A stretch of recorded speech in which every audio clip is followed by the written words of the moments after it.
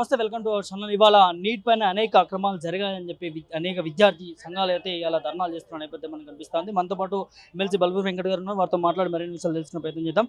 చెప్పండి, ఎట్లా చూస్తారు? అంటే ఒక యూపీఎస్సీ తర్వాత నీట్ ఎగ్జామ్ ఆ తరహాలో చూస్తాం. అలాంటి ఎగ్జామ్ని 30 లక్షల ఎగ్జామ్ పేపర్ నమ్ముకోవడం, అదేవిధంగా అనేక ఆరోపణలు వస్తామని ఏం చెప్తున్నారు? ఆరోపణలు వస్తున్నాయి. ఆరోపణలు నిజమే అనే విధంగా ఎవిడెన్సెస్ కూడా బయటకు వస్తున్నాయి.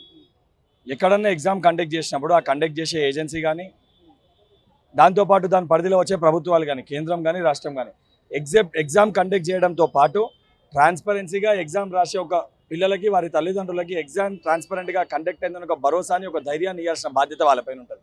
ఆ బాధ్యతని మర్చిపోయి ఎగ్జామ్ సెంటర్లో లేటుగా ఎగ్జామ్ కండక్ట్ చేసి గ్రేస్ మార్కులు వేయడము, ఒకటే సెంటర్లో 10 నుంచి 12 మందికి ఫుల్ మార్క్స్ రావడము, ఇవన్నీ కూడా బీజేపీ పాలిట రాష్ట్రాలు కావడము.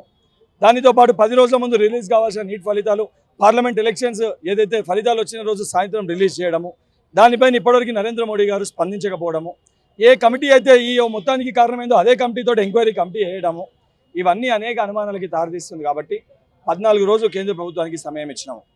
ఇప్పుడు ఆ విద్యార్థులకి, ఆ తల్లిదండ్రుల నమ్మకాన్ని కోల్పోతారు. కాబట్టి ఇది రేపు పొద్దున సెంట్రల్ గవర్నమెంట్ పరిధిలో కండక్ట్ చేసే ఎగ్జామ్స్ పైన కూడా నమ్మకాన్ని కోల్పోయే ఒక పరిస్థితి ఏర్పడుతుంది. కాబట్టి ఆ విద్యార్థులకి, తల్లిదండ్రులకి, భారతదేశ ప్రజలకి నమ్మకాన్ని కల్పించడానికి తెలంగాణ గడ్డకెళ్ళి, హైదరాబాద్ నడుబొట్టుకెళ్ళి తెలంగాణలో ఉన్న విద్యార్థి యువజన సంఘాలు అందరం కూడా ఏకదాటిపైకి వచ్చి ఆ విద్యార్థుల తల్లిదండ్రులలో ఒక కుటుంబ సభ్యుని బాధ్యత పోషిస్తూ ఈ యొక్క సమస్య పరిష్కారం అయ్యే వరకు కూడా పెద్ద ఎత్తున హిమత్ నగర్కి వెళ్ళి అంబేద్కర్ చౌక్ వరకు పెద్ద ఎత్తున నిరసన ర్యాలీ మార్చిని తీయడం జరిగింది.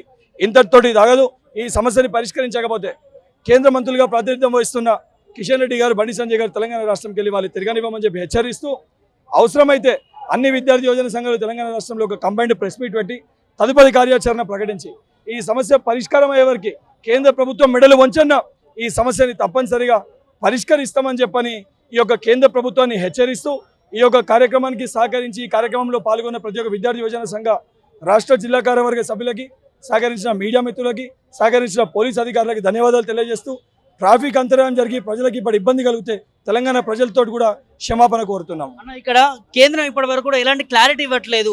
అదే ఎన్టీఏ ఏజెన్సీ కావచ్చు, ఇప్పుడు కేంద్రం కావచ్చు, ప్రధాని మోదీ గారు ఎగ్జామ్ రిజల్ట్స్ ఏదైతే రిజల్ట్స్ వస్తున్నాయి, ఎన్నికల రిజల్ట్స్ వస్తున్నాయి, ఎగ్జామ్స్ రిజల్ట్స్ కూడా ఇవ్వడం జరిగింది. సో ఎట్లా చూస్తారు?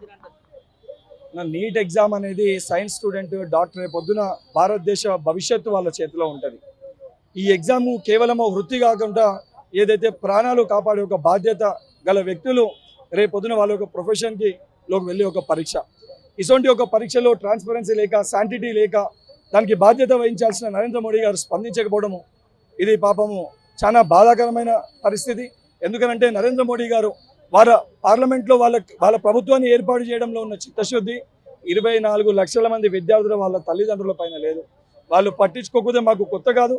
గతంలో టీఎస్పీఎస్సీ లీకేజ్ అయితే ఏ రకంగా పోరాటం చేసి ఏ సంబంధించిన వ్యక్తులని కఠినంగా శిక్షించడంలో ప్రభుత్వం పైన పోరాటం చేసినామో, అదేవిధంగా బీజేపీ పార్టీ, కేంద్ర ప్రభుత్వం మెడలు వంచన్నా ఈ విద్యార్థులకి, తల్లిదండ్రులకి అన్ని విద్యార్థి యోజన సంఘాలు ఏకదాటిపైకి వచ్చి పోరాటం చేసి న్యాయం జరిగే వరకు మా పోరాటం కొనసాగుతుంది. నుంచి కూడా ఇక్కడ కేంద్ర మంత్రులు కూడా ఉన్నారు, మనకి బండి సంజయ్ కావచ్చు, నాగేష్ గారు కావచ్చు. సో వాళ్ళు ఎందుకు దీని పట్ల స్పందించట్లేదు? ఇంత పెద్ద ఇష్యూని అదే చెప్తున్నా. ఈరోజు కేంద్ర మంత్రులు నరేంద్ర మోడీ గారికి తొత్తులు లెక్క పనిచేద్దామనే ఆలోచనలో ఉన్నారు. వారు స్పందించకపోతే వారు రేపు పొద్దున తెలంగాణ రాష్ట్రంలో తిరగలేమనే పరిస్థితి, అసలు వాతావరణం కూడా నెలకొంటుంది.